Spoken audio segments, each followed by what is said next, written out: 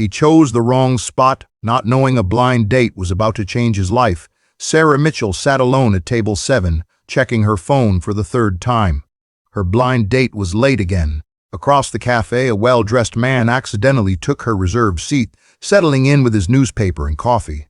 What happened next would change 4 lives forever, because sometimes the wrong choice leads to the right destiny, and sometimes a single conversation can reveal that the person sitting across from you isn't a stranger at all, but the answer to prayers you've been too afraid to speak out loud. Sarah Mitchell's alarm went off at 5:30 a.m., just like it had every morning for the past 4 years. She reached over and silenced it before it could wake her 8-year-old son Daniel, who slept in the small bedroom they shared in their 1-bedroom apartment. The living room had become her sleeping space, a pull-out couch that she folded away each morning, transforming their limited space back into a place where Daniel could play, do homework, and just be a kid. She moved quietly through the cramped kitchen, her movements practiced and efficient.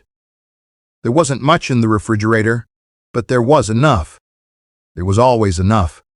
Even if just barely, she made Daniel's lunch a peanut butter sandwich, an apple she'd bought on sale, and a small bag of pretzels.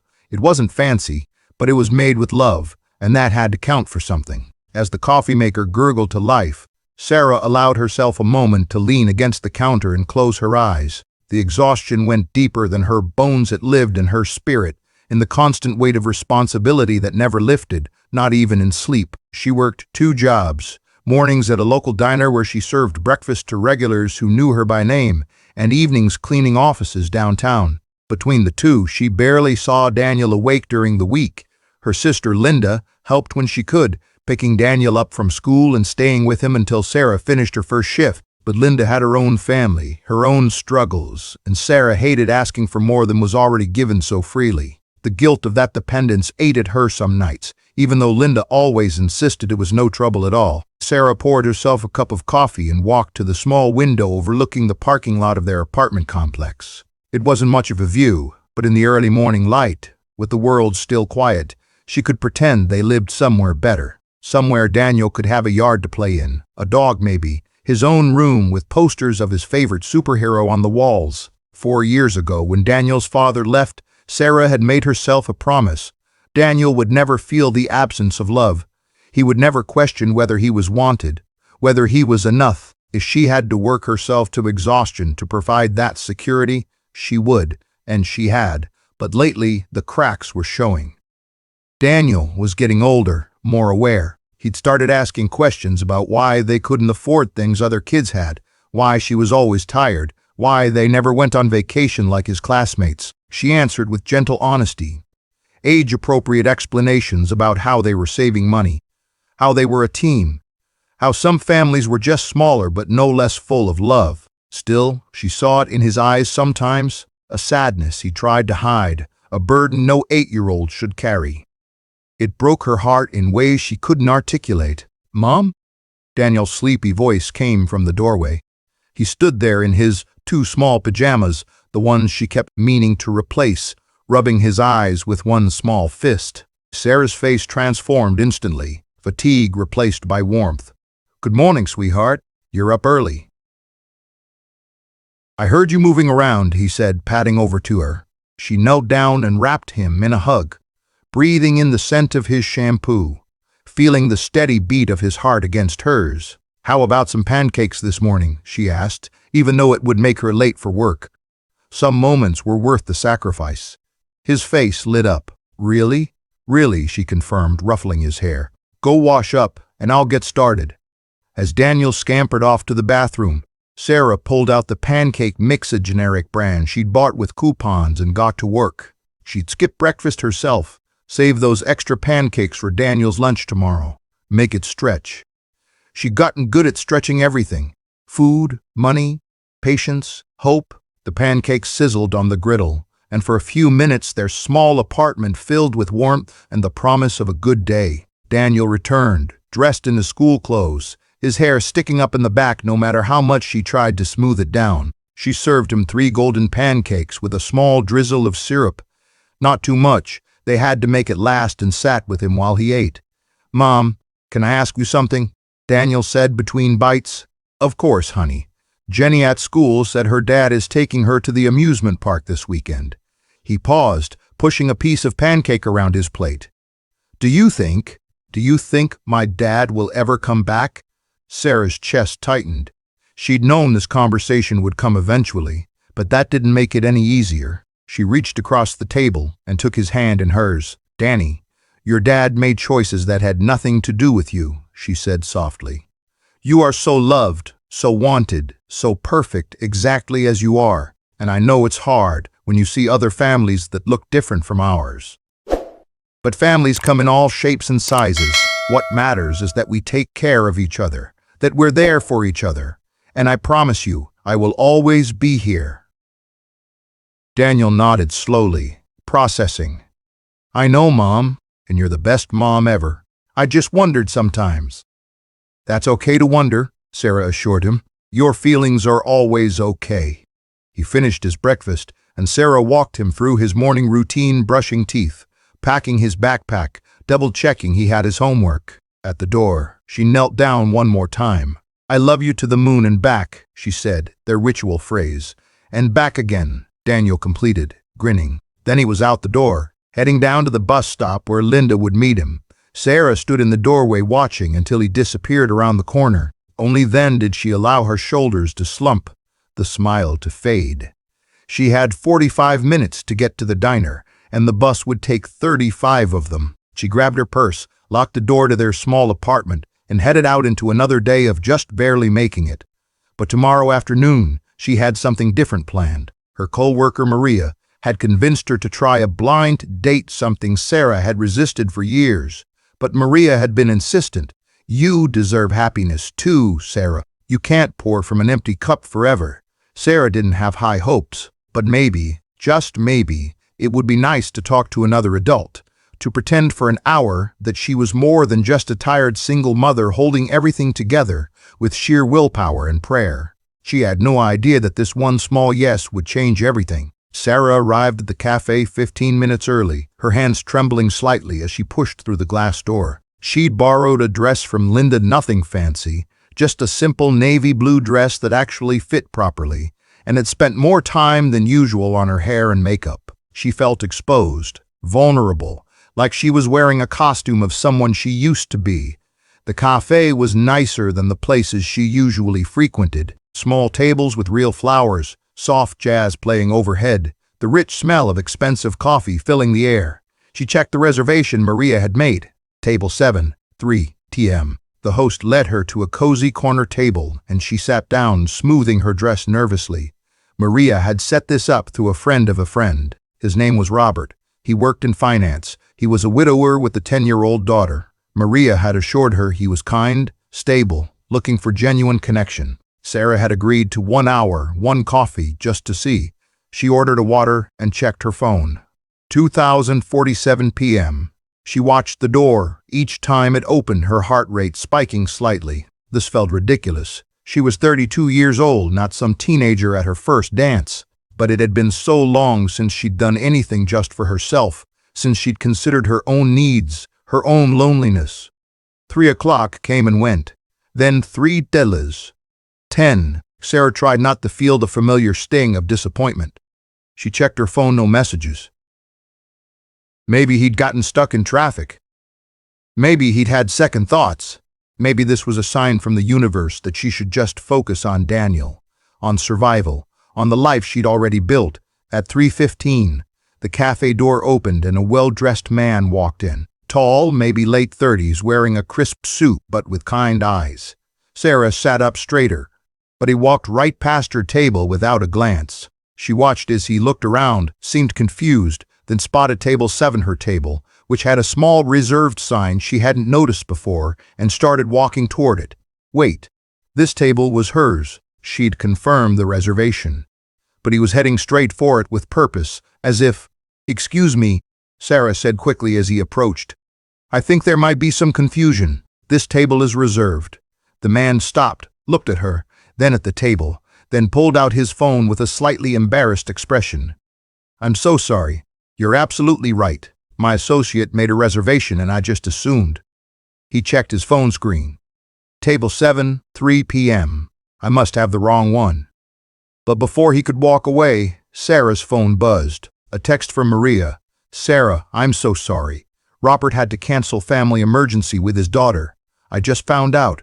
I should have told you sooner. Please forgive me. Sarah stared at the message, something between relief and disappointment washing over her. She looked up at the man who was now speaking to the host, clearly sorting out his own table mix-up. And then, in a moment of impulse that surprised even herself, she spoke. Actually, she heard herself say, if your meeting fell through, you're welcome to sit. I was supposed to meet someone too, but... She gestured at her phone. Plans change. The man turned back, surprise crossing his features. He hesitated, clearly weighing the strangeness of the offer against something else, loneliness maybe, or simple curiosity. Then he smiled, a genuine warm smile that reached his eyes. Are you sure? I don't want to intrude. I'm already here, Sarah said with a small laugh, and I ordered water, which seems like a waste of a reservation. He walked back to the table and extended his hand. David Chen, Sarah Mitchell. His handshake was warm, firm, but not overbearing. David sat down across from her and they both laughed at the absurdity of the situation. The server came by and David ordered coffee black and insisted Sarah order something as well. She asked for a cappuccino, something she never let herself buy. So, David said, folding his hands on the table, do you often invite strangers to join you when your plans fall through? Never, Sarah admitted. This is completely out of character. I don't know what came over me. Well, I'm glad it did, David said. I was supposed to meet a colleague to discuss a potential job opportunity, but he texted me 20 minutes ago that he'd be 2 hours late. I almost went home. They talked easily, surprisingly so. David explained he'd recently moved to the city for work. He was a project manager for a nonprofit that built schools in underserved communities. He'd been married. His wife had passed away 3 years ago from cancer. He had a daughter, Emma, who was 10, and still adjusting to their new life here. Sarah found herself opening up in ways she rarely did. She told him about Daniel, about the 2 jobs, about the daily juggling act of single parenthood. She expected judgment or pity, but instead saw only understanding in David's eyes. It's hard, isn't it? David said quietly. Doing it alone. I have a good income, resources, help from Emma's grandparents, and still some days I feel like I'm drowning. I can't imagine doing it the way you do. You just do, Sarah said simply. Because you have to. Because they're depending on you. Daniel is lucky to have you, David said, and something in his tone made Sarah's eyes prick with unexpected tears. They talked for 2 hours. About their kids, about loss and hope, about the small moments of joy that kept them going. David told her about Emma's love of drawing, how she covered their apartment in artwork. Sarah told him about Daniel's fascination with dinosaurs, how he could name every species from the Mesozoic era. He wants to be a paleontologist, Sarah said with a soft smile. Last week he asked me if we could go to the Natural History Museum. I had to tell him maybe later, when we'd saved enough. His face. She trailed off, the familiar guilt creeping in. David was quiet for a moment, then said something that surprised her. What if we all went together? Emma loves the museum. We have a family membership. It wouldn't cost you anything, and the kids could meet. No pressure, just... He paused, searching for words. Sometimes it's nice not to do everything alone. Sarah wanted to say no. Accepting help felt like admitting defeat, like acknowledging she couldn't handle her own life. But something in David's expression stopped her there. Was no pity there, only genuine kindness. And maybe, she thought, maybe letting someone in wasn't weakness. Maybe it was just being human. Daniel would love that, she said softly. They exchanged numbers as the cafe began to fill with the early dinner crowd. As Sarah stood to leave, David stood too. Thank you, he said, for inviting a stranger to your table. This was the best wrong table I've ever sat at. Sarah laughed, feeling lighter than she had in months. Thank you for taking the chance. As she rode the bus home, watching the city pass by outside the window, Sarah felt something unfamiliar stirring in her chest. Hope. Not the desperate hope of survival, but something gentler. The hope that maybe, just maybe, life had more in store for her and Daniel than just getting by. She had no idea how right she was. The following Saturday, Sarah stood outside the Museum of Natural History holding Daniel's hand, her stomach fluttering with nerves she hadn't felt since high school. Daniel practically vibrated with excitement beside her, having talked about nothing else all week. "Is that them, Mom?" Daniel pointed as David and a young girl with dark hair and braids approached from across the plaza. "I think so," Sarah said, smoothing down her shirt with her free hand. Emma walked slightly behind her father, clutching a sketchbook to her chest, her expression cautious but curious. When they reached each other, there was a moment of awkward adult greeting before the children took over. "Hi," Daniel said boldly. "I'm Daniel. Do you like dinosaurs?" Emma considered this seriously. "I like drawing them, especially the ones with feathers." "Did you know that many theropods had feathers?" Daniel launched into enthusiastic explanation, and Emma's eyes lit up. Within minutes, the two children were walking ahead deep in conversation about velociraptors and evolutionary biology, leaving the adults to follow behind. David caught Sarah's eye and grinned. "Well, that was easier than expected." "Daniel's never met a stranger when it comes to dinosaurs," Sarah said, her heart warm watching her son so animated, so purely happy. They spent the morning wandering through exhibits. Emma sketched quietly while Daniel read every placard aloud, his voice full of wonder. David bought them all lunch in the museum cafe. Sarah tried to decline, to pay for herself and Daniel, but David waved her off. "Please," he said gently, "let me do this. It's nice to have company." Over chicken nuggets and fries, Emma showed Sarah her sketchbook. Page after page of careful drawings, animals, buildings, fantastical creatures. There was real talent there, but also something else. Many of the drawings featured two figures, a child and an adult woman who wasn't there anymore. "These are beautiful, Emma," Sarah said softly, understanding the grief embedded in the artwork. "My mom used to take me to art class," Emma said quietly, not looking up from her drawing, "before she got sick." Sarah's heart clenched. She would be so proud of these drawings. "You're very talented." Emma looked up then, searching Sarah's face for something. Whatever she found seemed to satisfy her, because she offered a small smile and returned to her sketch. As the afternoon wore on, the children grew comfortable enough to run ahead to exhibits, circling back to share discoveries. Sarah and David walked slowly behind, talking about everything and nothing. "This is nice," David said at one point, watching Emma laugh at something Daniel said. "She hasn't been this relaxed in months." The move was hard on her. New school, new city, no mom to help her navigate it all. "How do you do it?" Sarah asked. "Balance everything?" David was quiet for a moment. "Honestly, some days I don't. Some days I mess up dinner and forget to sign permission slips and feel like I'm failing at everything. But then Emma will hug me goodnight and tell me I'm a good dad, and I think maybe we're going to be okay." "Daniel told me last week that I'm the best mom ever," Sarah said, her voice catching slightly, "right after I had to tell him we couldn't afford new sneakers until next month. Sometimes I don't know if their resilience is beautiful or heartbreaking." "Both," David said firmly. "It's both." As they walked through the final exhibit, a stunning display of the Cretaceous period, Daniel suddenly stopped in front of a large mural of a Tyrannosaurus Rex family. "Mom," he said, tugging her hand. "Look, even dinosaur kids had families." Sarah knelt beside him. "They did, sweetheart." "Our family is small," Daniel said, matter of fact. "Just you and me. But that's okay, right?" Before Sarah could answer, Emma spoke up from beside them. "My family is small too. Just me and Dad. But today feels like our family got bigger, just for today." The simple wisdom of children. Sarah blinked back tears and looked up to find David watching them with an expression of tender understanding.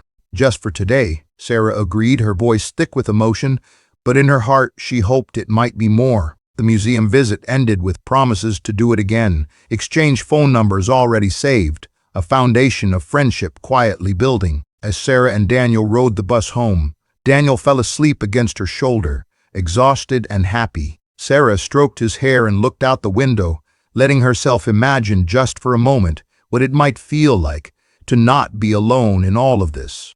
Her phone buzzed. A text from David. "Emma says next time we should go to the aquarium." Daniel apparently promised to teach her about prehistoric marine life. "I think we'd been volunteered."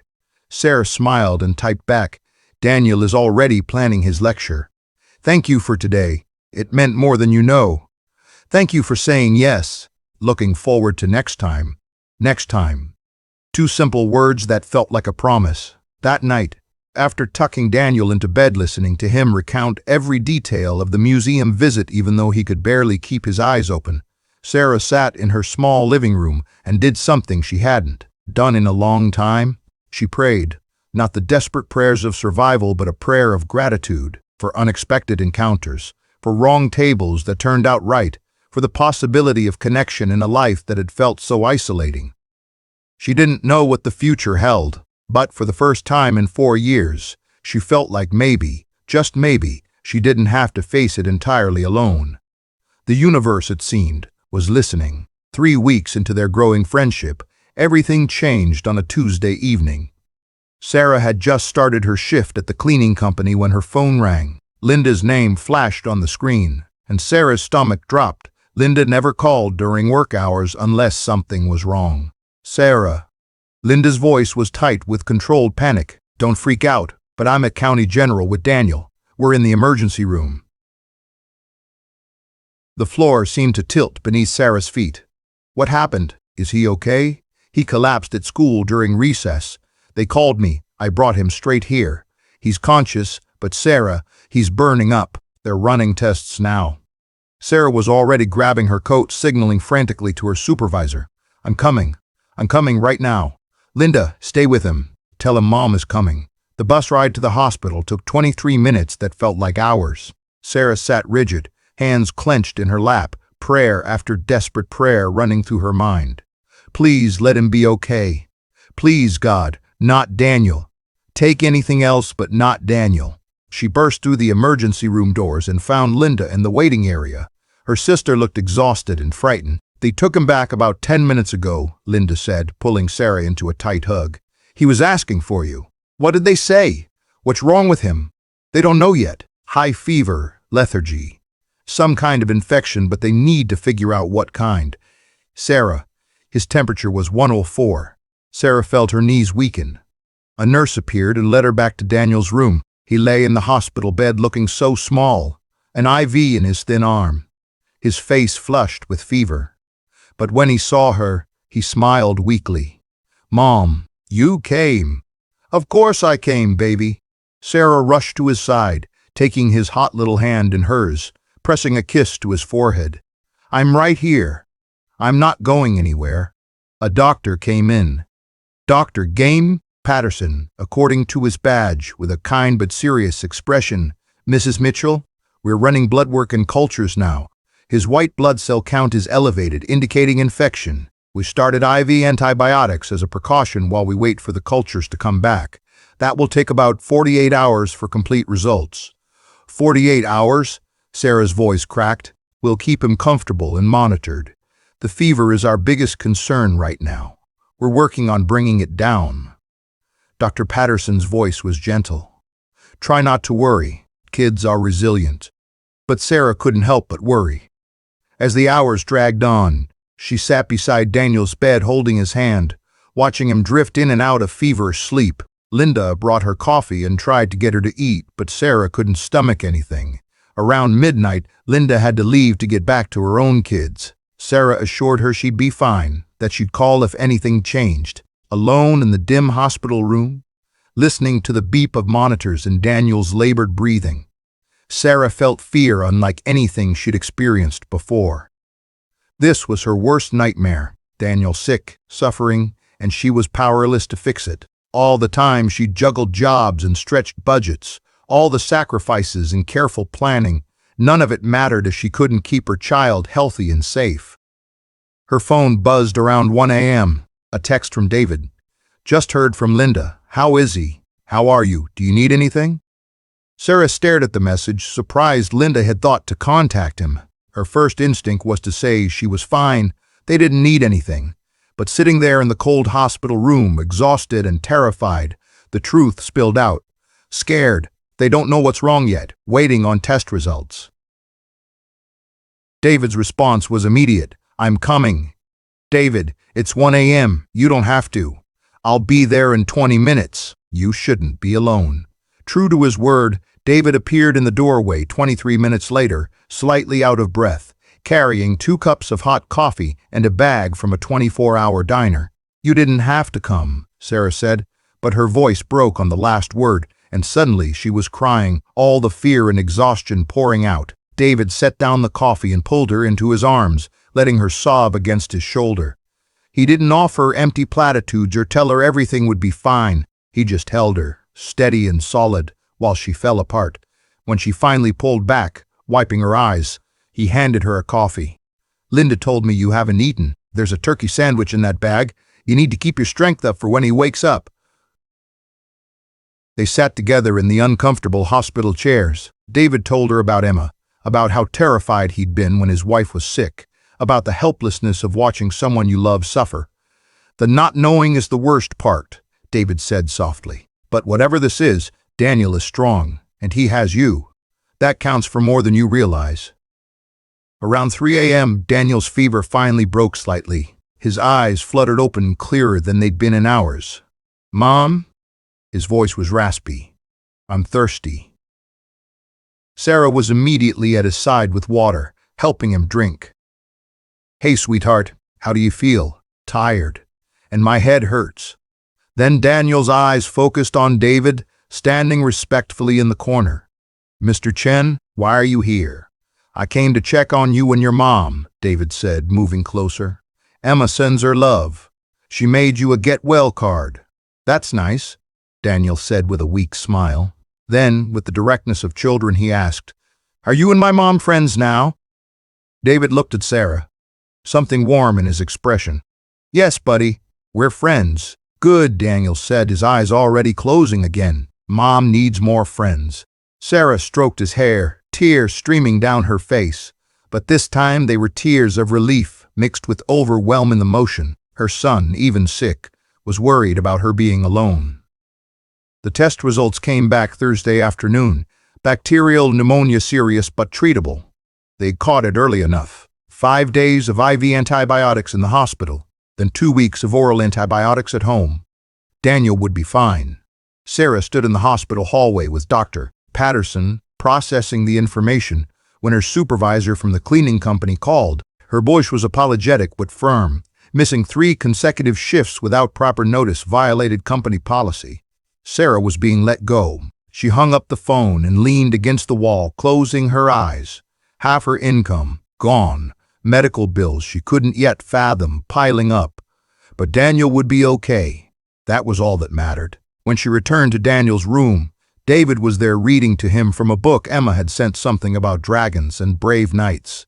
Daniel was laughing, color returning to his cheeks. Sarah stood in the doorway watching them. This man who owed them nothing, who had shown up in their lives by accident, who was now reading bedtime stories to her son in a hospital room at 4 p.m. on a Thursday. David looked up and saw her, saw something in her expression. After Daniel dozed off, David followed Sarah into the hallway. I lost my job, she said simply. The cleaning company let me go. David's face fell. Sarah, I'm so sorry. It's okay, she said, and meant it. Daniel's going to be okay. That's what matters. I'll find another job. We'll manage. We always do. Sarah. David's voice was serious. Let me help, please. I have savings I can. No. Sarah cut him off gently but firmly. Thank you, but no. We'll be all right.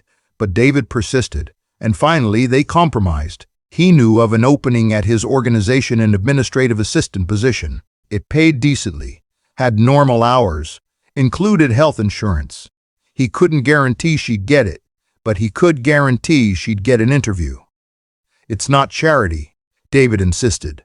It's just information. What you do with it is up to you. Sarah agreed to apply and felt a weight lift slightly, not because of the potential job, but because, for the first time in years, she didn't feel alone in solving her problems. As she sat with Daniel that night watching him sleep peacefully, his fever finally normal, she realized something. David hadn't just shown up at the hospital because he was kind. He'd shown up because he cared about both of them.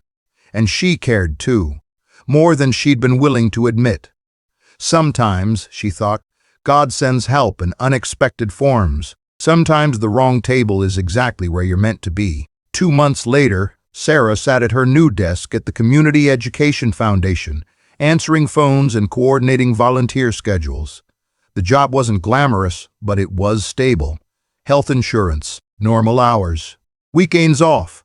She could pick Daniel up from school herself now, help with homework, make dinner at a reasonable hour. Daniel's health had fully recovered, though the medical bills were still arriving in steady waves. Sarah had set up payment plans, worked out what she could afford. It would take years to pay off, but they would manage.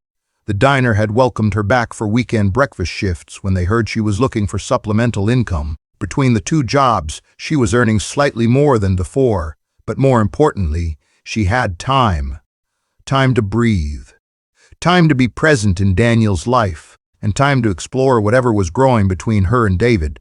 They'd fallen into a comfortable rhythm, dinners at each other's apartments a few times a week, weekend outings with the kids, long phone conversations after the children were asleep. Sarah had met David's parents, who'd come to visit Emma.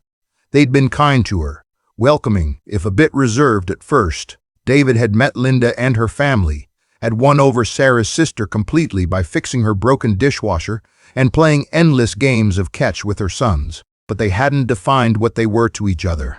Not really.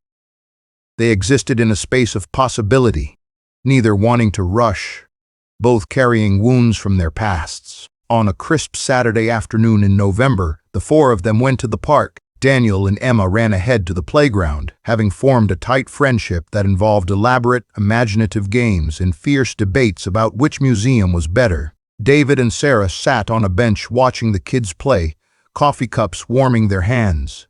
"I have something to tell you," David said, his tone serious enough that Sarah's heart skipped. "Okay," she said carefully.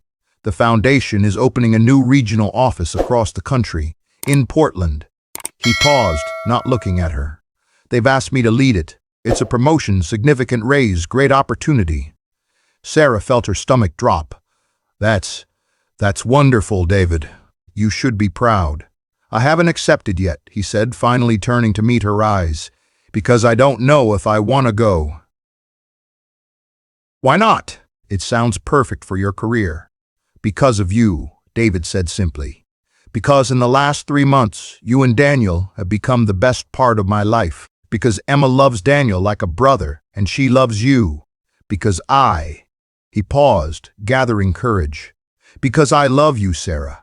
I'm in love with you, and I don't want to move across the country and leave that behind." Sarah couldn't breathe.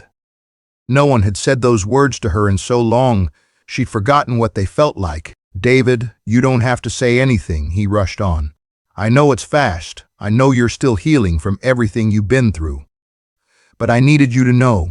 I needed you to understand why I'm hesitating about this opportunity."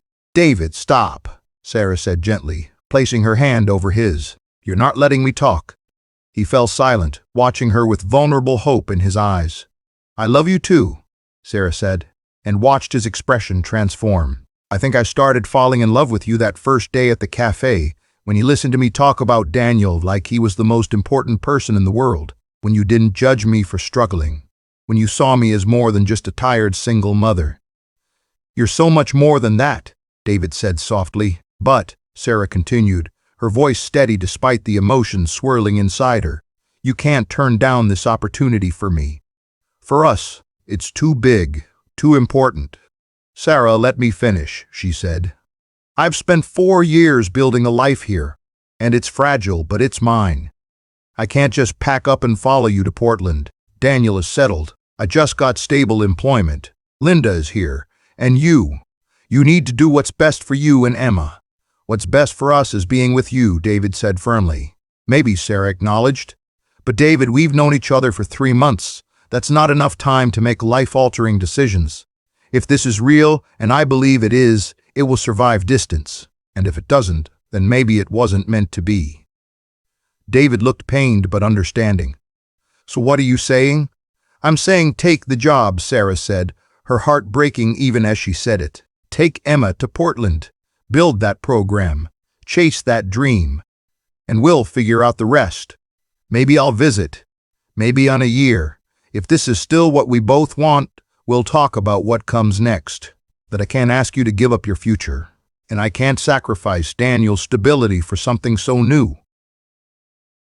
They sat in heavy silence, watching the children play, holding hands but feeling the distance already growing between them. "You're right," David finally said. "I hate it, but you're right. Emma deserves that opportunity, and you and Daniel deserve stability.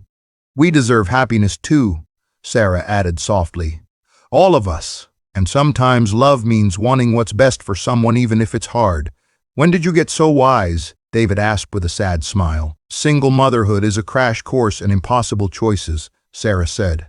That evening, after David and Emma left, Daniel asked Sarah why she seemed sad. She pulled him close and told him the truth, that sometimes people we love have to go away for a while.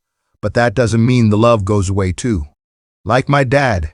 Daniel asked. "No, sweetheart," Sarah said firmly. "Your dad left because he made selfish choices. David is leaving to give Emma a better life, and to do important work helping kids get better schools. That's different. That's brave. Will we still see them?" Daniel's voice was small. "We'll visit. And they'll visit us. It won't be the same, but we'll make it work."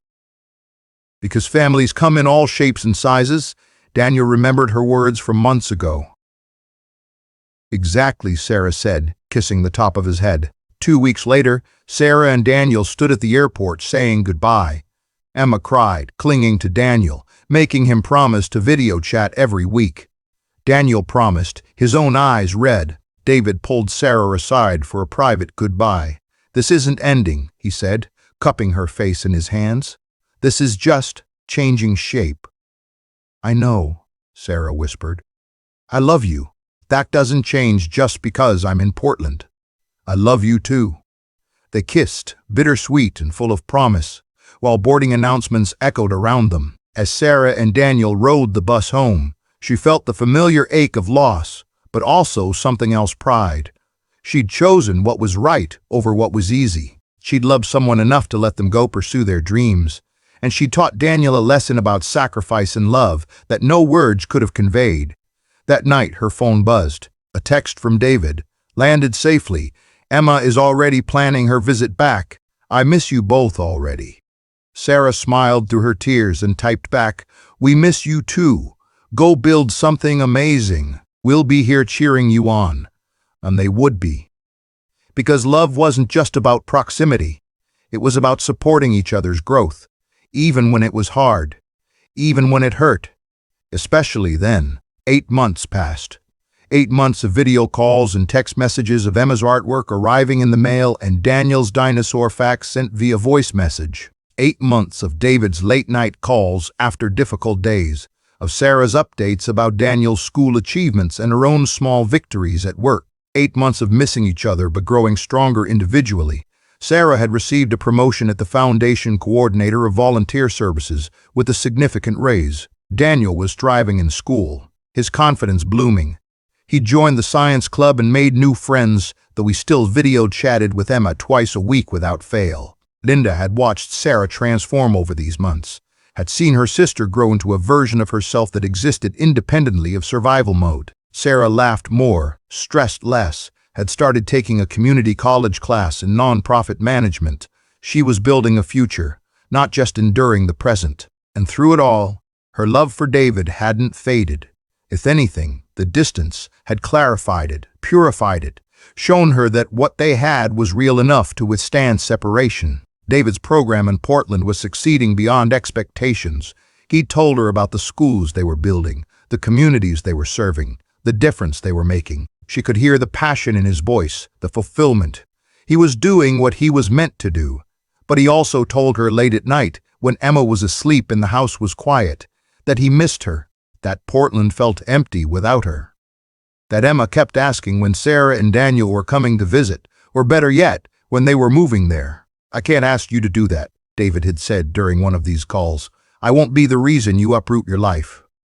"What if I wanted to?" Sarah had asked, surprising herself. "What if I've been thinking about it?" "Sarah, listen," she'd said, her heart pounding. "Daniel is doing well, but he could do well anywhere. Linda will always be a part of our lives regardless of where we live. And David, I've been researching. Portland has great schools, a strong non-profit sector, cost of living that's actually manageable. I could find work there. We could build a life there, together. The silence on the other end had stretched so long she thought the call had dropped. Are you serious? David finally whispered. I'm serious, but I need time to do it right, to finish out Daniel's school year, to give proper notice at work, to save money for the move. Maybe by summer? Summer, David had breathed. I'll wait as long as it takes. Sarah, are you sure? I'm sure, she'd said. I'm choosing this, not because you asked, but because this is what I want. For me, for Daniel, for us. Now, on a warm June evening, Sarah stood in her apartment, mostly packed, boxes stacked in corners, everything she owned fitting into a small moving truck that would leave for Portland in the morning. But tonight they were having one last dinner with Linda and her family, one last goodbye to this chapter of their lives. Linda had cried when Sarah first told her, but through the tears had hugged her sister fiercely. You deserve this, Linda had said. You deserve love and happiness and a partner who sees how amazing you are. The doorbell rang, pulling Sarah from her thoughts, but it wasn't Linda at the door. It was David. Sarah stared at him in shock. What are you doing here? You're supposed to be in Portland. We're driving out tomorrow. We were going to. I couldn't wait, David said, slightly out of breath, his eyes bright. I couldn't let you pack up your entire life and drive across the country without being here, without helping, without.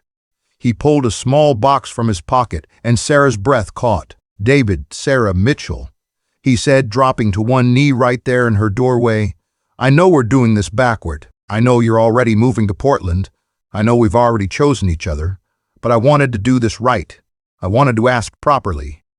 He opened the box, revealing a simple, beautiful ring. Will you marry me? Will you let me be Daniel's dad? Let Emma be your daughter?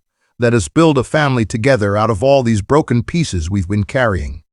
Sarah was crying, laughing, pulling him to his feet. Yes, yes, of course, yes.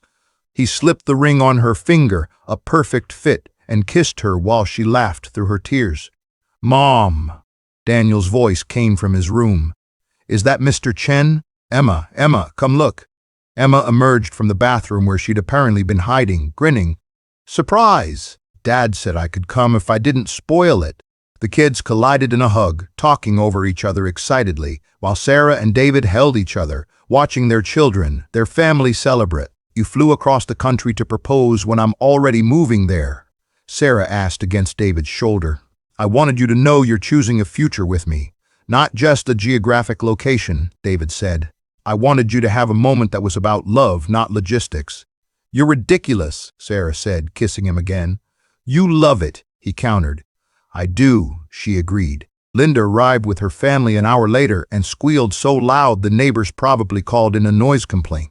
They celebrated with takeout pizza and cheap champagne, the kids running around the apartment, the adults toasting to new beginnings. As the evening wound down and guests departed, Sarah stood on her small balcony looking out at the city she'd called home for so long. This place had seen her at her lowest, had witnessed her struggle and survive, but it had also given her Linda's steadfast support, had provided for her and Daniel when they needed it most. Thank you, she whispered to the city lights. Thank you for keeping us safe, for giving us what we needed to make it this far.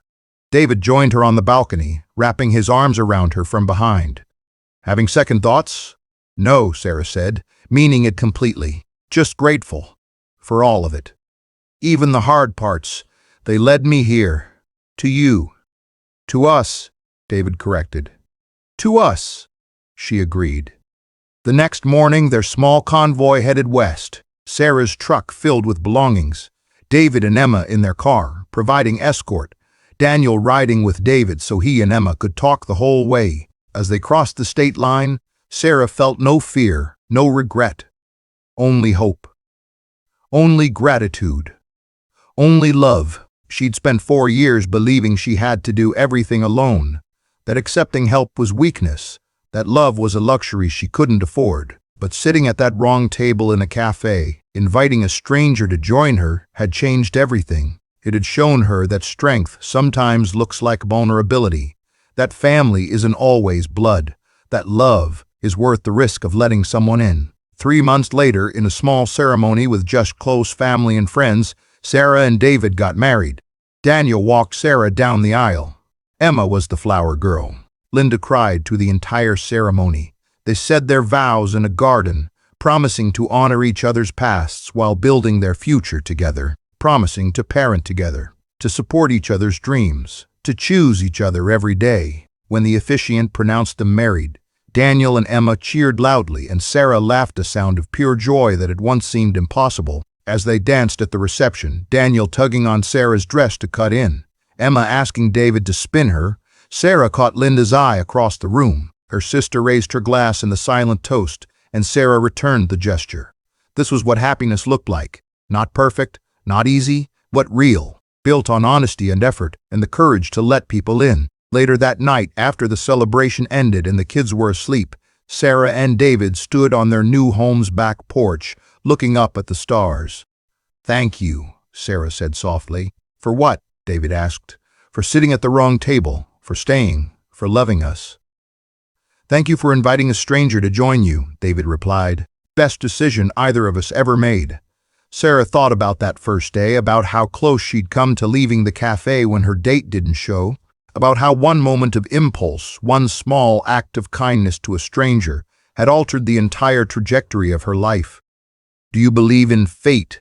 she asked. David considered. "I believe in choices, and I believe in grace. We made good choices, and grace filled in the rest." Sarah leaned into her husband's embrace, listening to the sound of their children's breathing through the open window, feeling the weight of the ring on her finger, and knew he was right. They'd been given a second chance at happiness, at family, at love.